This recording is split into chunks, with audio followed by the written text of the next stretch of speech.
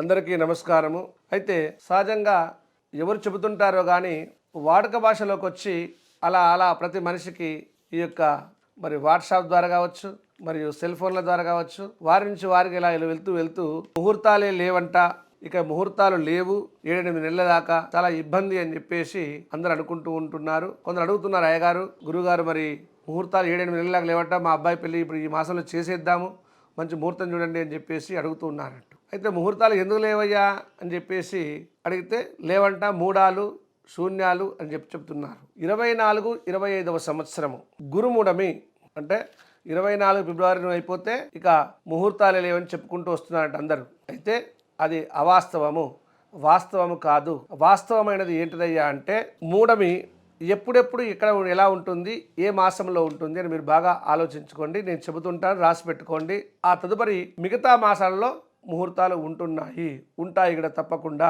అయితే గురుమూఢమి 7వ తారీఖు 5వ నెల 2024 నుండి 7వ తారీఖు 6వ నెల 2024 వరకు ఉంటుంది గురుమూఢమి. అంటే ఒక నెల రోజులు మాత్రము గురుమూఢమి ఉంటుంది.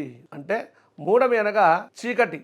సూర్య భగవానుడితో గురుగ్రహం కలిసినప్పుడు ఆ యొక్క శుభకార్యాలు ఉండవి, వాటిని ఆచరించడానికి వీలు పడదన్నట్టు. ఆ గ్రహం ఏం పనిచేయదు కాబట్టి. ఇక శుక్రమూఢమి 28వ తారీఖు 4వ నెల 2024 అంటే 28వ తారీఖు వరకు 4వ నెలలో మనకు ముహూర్తాలు ఉన్నాయి. 27 తారీఖు వరకు ఉన్నాయి. 28 తారీఖు అంటే 2024 ఏప్రిల్ నెల 2024 27వ తారీఖు వరకు కూడా మనకు ముహూర్తాలు ఉంటాయి. ఎందుకంటే 28వ తారీఖు నుంచి మనకు మూఢం ప్రారంభమవుతుంది. ఏం మూఢమి? శుక్రమూఢమి. ఇది 8వ తారీఖు 7వ నెల 2024 వరకు లేదు. అంటే 28వ తారీఖు 4వ నెల అంటే ఏప్రిల్ నెల ఇక 3 రోజులు మాత్రమే ఉంటాయన్నట్టు. 28, 29, 30, 31 4 రోజులు మాత్రమే మూఢమి. తదుపరి మే నెల వచ్చేస్తున్నట్టు. ఆ తర్వాత మే నెల, తర్వాత జూన్, జూలై. ఈ జూలై నెల 8వ తారీఖు వరకు మాత్రమే మూఢమి ఉంటుంది.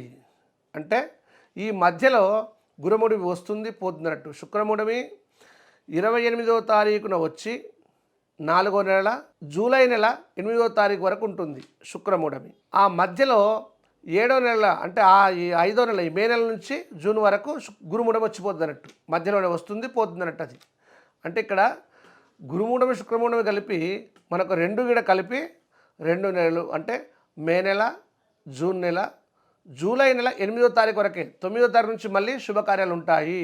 మీరు అందరూ కూడా బాగా గుర్తుపెట్టుకోండి, రాసి పెట్టుకోండి. ఎవరైనా చెప్పినా నమ్మవద్దు. 4-5 నెలలు ముహూర్తాలు లేవంట అని చెప్పడానికి. ఆ తదుపరి ఏమైనా శూన్య మాసాలు వస్తే మనం చెప్పలేము. అంటే ఇప్పుడు ఏ మాసాలు మనకు శుభకార్యాలు ఉన్నాయి అంటే మనకు చైత్రం, వైశాఖం, జ్యేష్టం మాసాల వరకు తప్పకుండా శుభముహూర్తాలు ఉంటాయి. అయితే ఈ మాసాలలో మూడాలు వస్తే ఉండయి.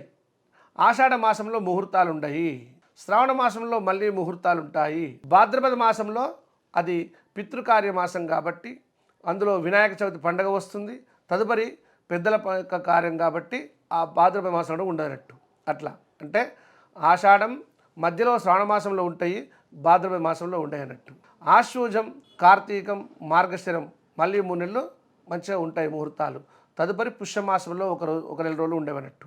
తర్వాత మాఘం, పుష్యం, మాఘం, పాల్గొనం 2 నెలలు మళ్ళీ ఉంటాయి.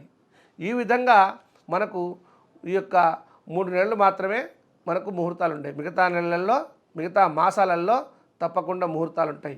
ఆ యొక్క మిగతా మాసాలలో ఈ మూడాలు వస్తే మనకు ఉండవన్నట్టు. అంటే 7వ నెల 7వ తారీఖు 5వ నెల అంటే మే నెల 7 తారీఖు నుంచి అది గురుమూఢమి. అంతకుముందే ఏప్రిల్ నెల 28వ తారీఖు 2024 నుండి 7వ నెల జూలై 8వ తారీఖు వరకు శుక్రమూఢమి ఉంటుంది. 24 వరకు అంటే 7వ నెల జూలై 8వ తారీఖు 2024 వరకు శుక్రమూఢమి ఉంటుంది. ఈ మధ్యలో 7 తారీఖు 5వ నెల ప్రారంభమయ్యి 6వ నెల 7 తారీఖు గురుమూఢమి పోతుంది మధ్యలోనే. కాబట్టి శుక్రమూఢమి అధికంగా ఉన్నది కాబట్టి మనకు ఎప్పుడుంటాయి ఆ ముహూర్తాలంటే ఏప్రిల్ 28 నుంచి జూలై 8 తారీఖు వరకు ముహూర్తాలు ఉండవు. మిగతా యథావిధిగా ముహూర్తాలు ఉంటాయి, శుభకార్యాలు ఉంటాయి. అందరు కూడా ఆచరించవచ్చును. ఎలాంటి మీరు వీళ్ళు చెబుతున్న వాడుక మాటలు విని మీరు భయాందోళన చెందరాదు, వాటిని పట్టించుకోవద్దు. శాస్త్రానుసారముగా పండితుని దగ్గరకు వెళ్ళి పంచాంగాన్ని చూయించుకొని మీరు ముహూర్తాలు నిర్ధారణ చేసుకోవచ్చును. శుభం భూయాత్.